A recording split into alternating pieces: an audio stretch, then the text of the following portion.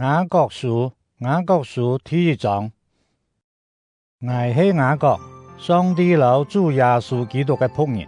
我向分散在全世界上帝的子民請安。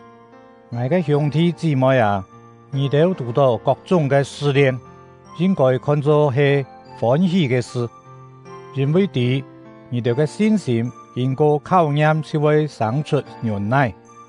你哋愛忍耐到底，才能達到十全十美，無欠缺嘅地步。你哋中間那有人缺少智慧，佢就應當求上帝，佢會將智慧賜俾佢，因為上帝樂意豐豐富富賜俾每一個人。總係你哋愛憑信心求，唔好有一時迷糊，因為迷糊嘅人像被風吹來吹去嘅海浪一樣。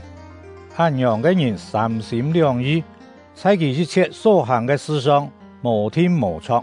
這種人唔是想要對主嘅位得到乜嘅。窮苦嘅兄弟姊妹得到高升，應該歡喜；有錢人受降卑，也會歡喜，因為佢會像野花一樣扯脱去。日頭出來，熱風一吹，草就枯燥，花也扯脱，所有嘅漿就磨脱去。有錢人在事業上無限出色，也會像安樣扯脱去。遇到試煉忍耐到底嘅人係有福氣嘅，因為通過考驗以後，佢會領受到上帝所應許本該到敬愛佢嘅人生命嘅免流。人受試探嘅時節，做唔得講，我受上帝嘅試探，因為上帝唔本邪惡試探，佢也唔會試探人。每一個人受試探，係本佢自家嘅慾望牽連者，本佢偏走去，慾望敗退以後，就供出罪惡，罪惡一長成，就生出死亡。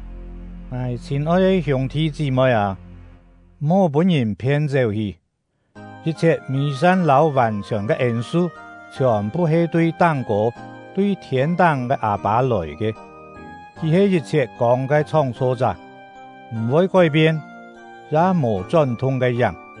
佢照自家嘅旨意，通過真理嘅話，賜生命俾我哋，使我哋在佢所造嘅萬物中，親像初熟嘅果子。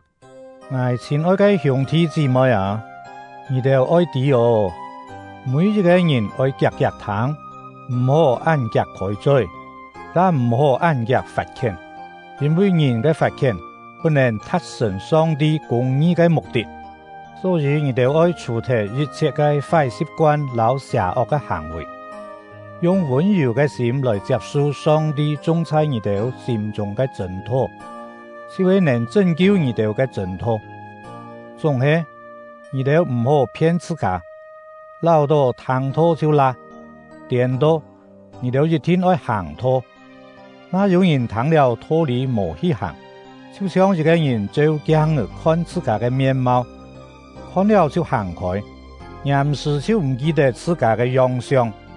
總係詳細查看該完全有使人得到自由嘅教師並眷屬嘅人，唔係躺了就唔記得，反正實實在在去行。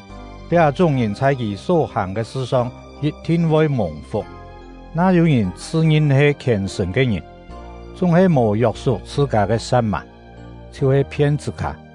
佢嘅虔誠無半點價值，在阿爸上帝看來，純潔無垃圾嘅虔誠就是照顧在患難中嘅孤兒老寡婦，同時保守自家，莫染到世界嘅污穢。